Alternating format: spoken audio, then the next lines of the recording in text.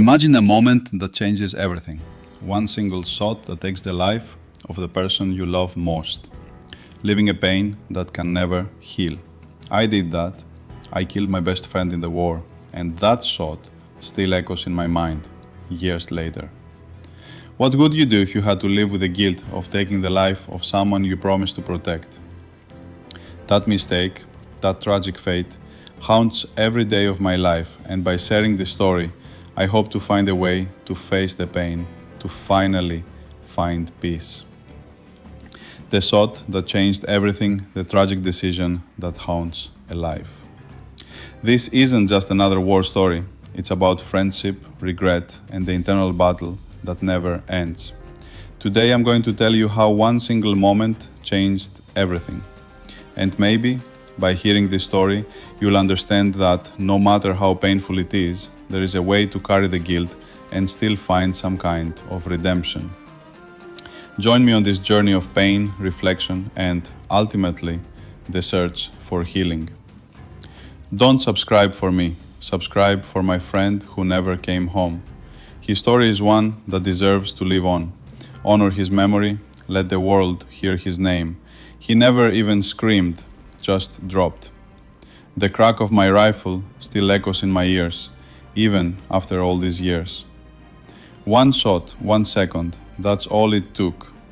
His body hit the mud like a sack of bricks, lifeless, quiet, and far too still for a man who had just been laughing 10 minutes earlier.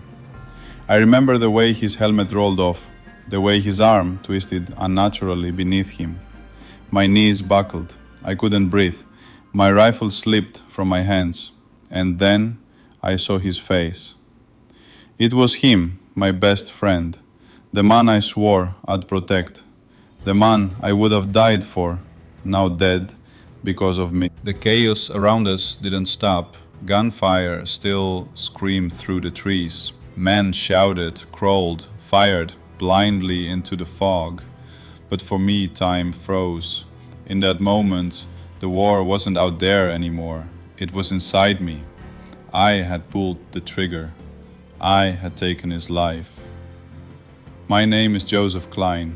I was 23 years old when it happened. Normandy, 1944. I was part of the 29th Infantry Division, sent deep into the hedgerows of Saint-Lô. It was supposed to be a routine patrol, just another push through another nameless stretch of war-torn land. We'd done it a dozen times before. But that day, everything went wrong. And one terrible mistake has haunted me ever since. Let me tell you what happened. Not to clear my name, not to beg for forgiveness, but because his story deserves to be heard, and because some wounds, even when they've stopped bleeding, never truly heal.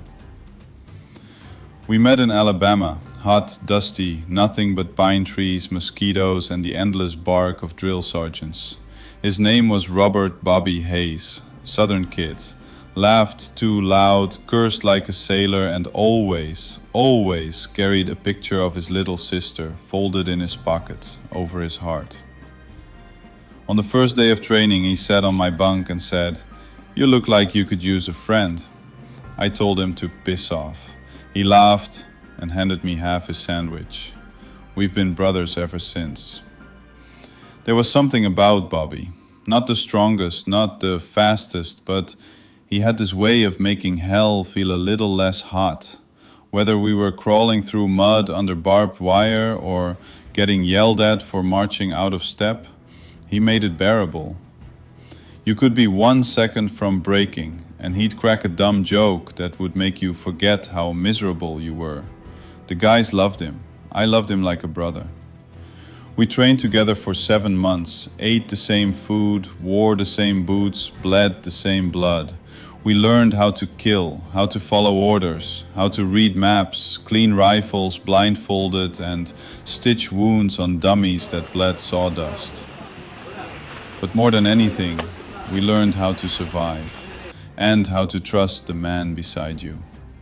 That was the real test. Trust. There was this night in the middle of winter, field training near the Tennessee border. freezing rain coming down sideways, and some lieutenant decided we dig foxholes and sleep in them. Bobby and I huddled together under one torn poncho, teeth chattering, backs frozen. He whispered, "One day, when this is over, we're gonna get a place in California. Beach, cold beer, women. I'll teach you how to surf." I laughed. "I'm from Michigan, Bobby. I don't float, I freeze." He grinned. I spent the rest of the patrol in the days. We pushed forward. We cleared the area. We radioed command. We even found the real enemy, 2 German scouts hiding behind a barn, already dead from someone else's bullets. They hadn't even been where I fired. I didn't even hit the enemy. Only him, only Bobby. That night I sat alone, didn't eat, didn't speak.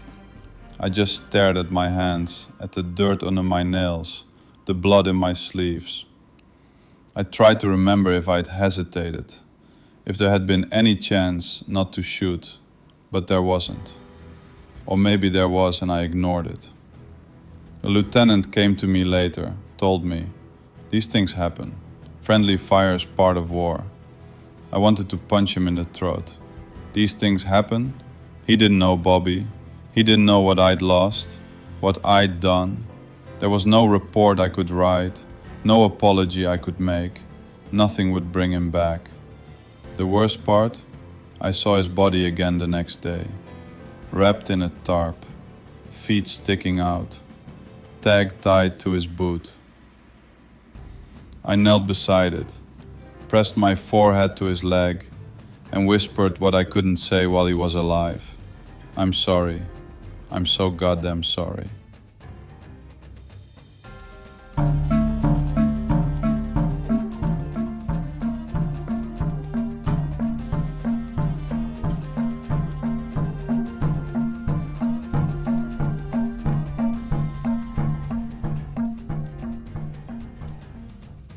But silence doesn't forgive, and death doesn't listen. You don't come back from something like that. People think the war ends when the bullets stop, when the medals are pinned and the parades roll through Main Street. They think we come home, kiss the girl, get a job, and just move on.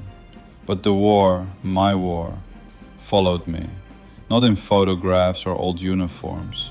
It followed me in the shape of a man I killed, a man I loved like a brother, a man who smiled at me 1 second and the next was gone because of me.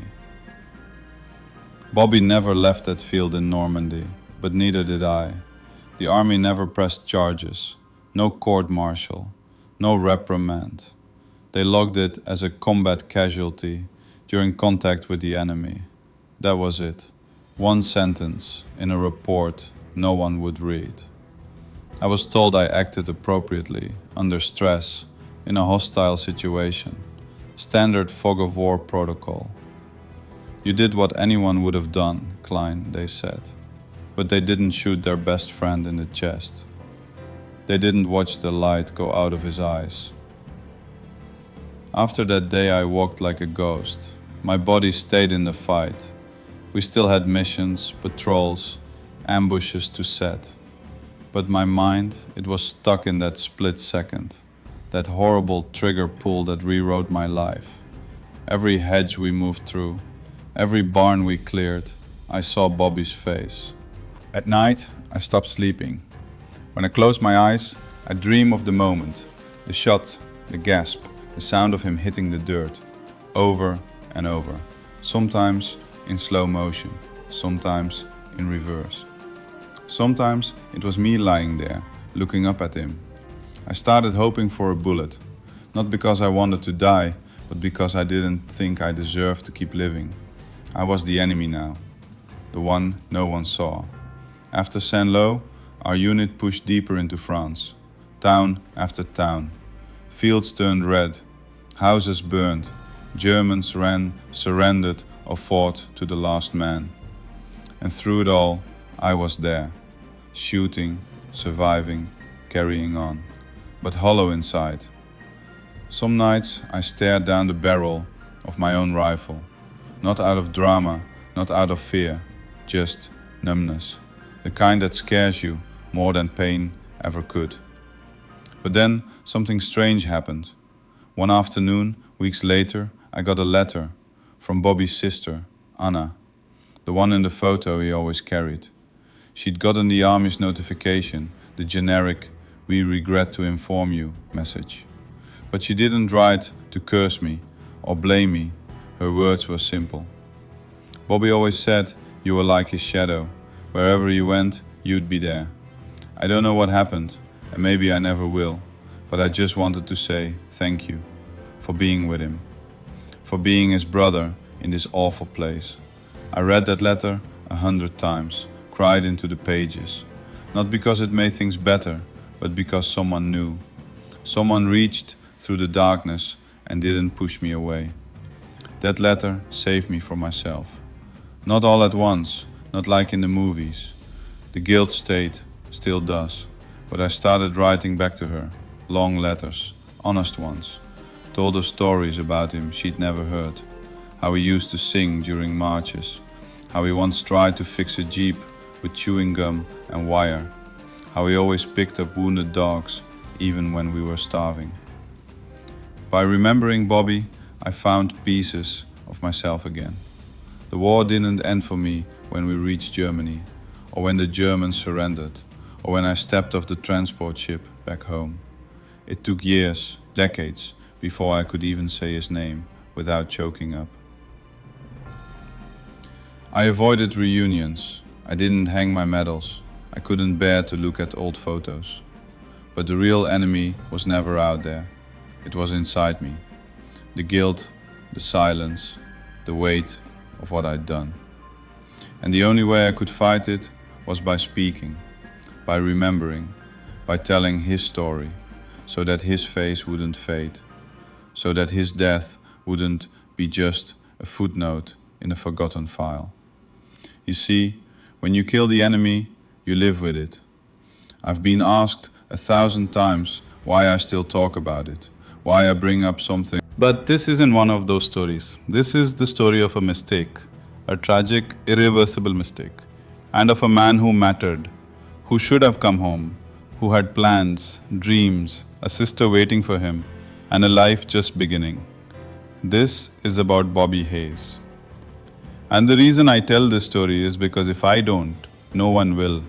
He deserves better than silence. I'm an old man now, 89 years and counting. Most of the boys I served with are gone, buried under marble crosses in France, or quietly passing away in homes where no one remembers what they did. Time, as it always does, is erasing us. But memory is a stubborn thing. It clings to the corners of your mind like smoke after fire. And Bobby's face, his memory, never left me. I visit his grave every year. Same plot, same flag, same silence. Arlington gave him a resting place. I gave him my life. When I kneel there, I don't bring flowers. I bring stories. I talk to him. I tell him about the world. How we landed on the moon. How cell phones made everyone stop looking each other in the eye. How kids don't know what it means to wait for a letter. I tell him about Anna, how she got married, had kids, named a second boy Robert. I tell him how I never married, how I never felt like I could, not really. There was always a part of me still in that field, holding him, begging for one more breath. I also tell him the truth, that I still see him in dreams, that I still hear the shot, that there are nights I wake up gasping, soaked in sweat, feeling like I'm back in Normandy. I tell him I'm sorry, not because I need forgiveness, but because he deserves to hear it. And maybe I tell him because I need to believe he hears me. I've spoken at schools, VFW halls, even recorded this story for a museum once. Every time someone asks, why do you keep going back to that moment? And I always say the same thing. Because that moment keeps coming back to me. Because war isn't about glory or medals or speeches, it's about people, about faces you can't forget, about the cost no one calculates. They say every soldier carries ghosts.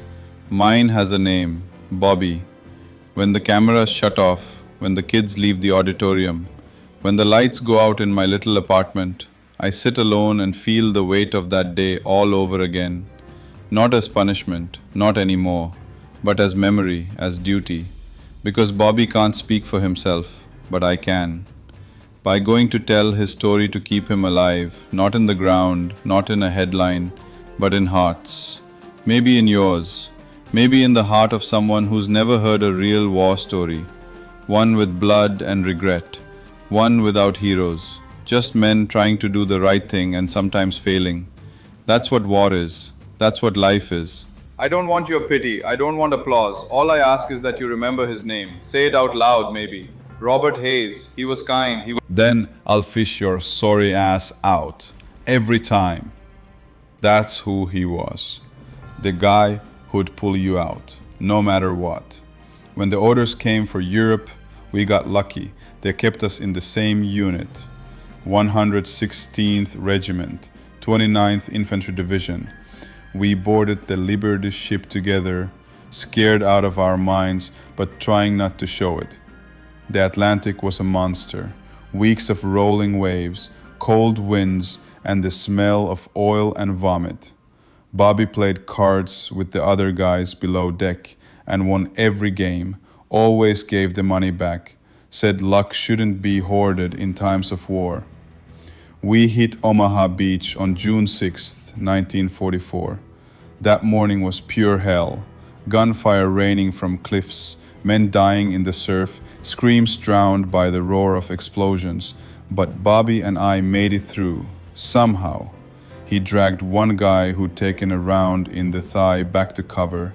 I shot a sniper out of a church tower. We survived the longest day. After that, we felt invincible, like fate had chosen us, like nothing could touch us as long as we were together, and for weeks it didn't. We fought side by side through hedgerows and villages with names we couldn't pronounce. We shared cigarettes, letters from home, rations that tasted like cardboard. At night we'd talk about the future, his dream of opening a garage, mine of becoming a teacher. We talked about our mothers, about how we'd never tell them what it really smelled like out there. Blood, smoke, wet earth, and fear. I remember the last night before it happened, July 12th. We'd taken shelter in a barn just outside St. Lo. The air was thick, heavy with the smell of manure and burned wood. Bobby was cleaning his rifle. I was writing a letter I'd never send. He looked at me and said, "If anything happens, you tell my sister I went quick. No pain. You promise?" I told him to shut up, that nothing was gonna happen, that we were getting out of this together. He nodded, but his eyes stayed on me a moment longer, like he knew something I didn't. I still see that look every night. What we didn't know was that the next morning our luck would end, that all the training, all the promises, all the brotherhood, none of it would matter when the fog rolled in and the bullets started flying. None of it would stop the mistake I was about to make. It began in silence. No gunfire.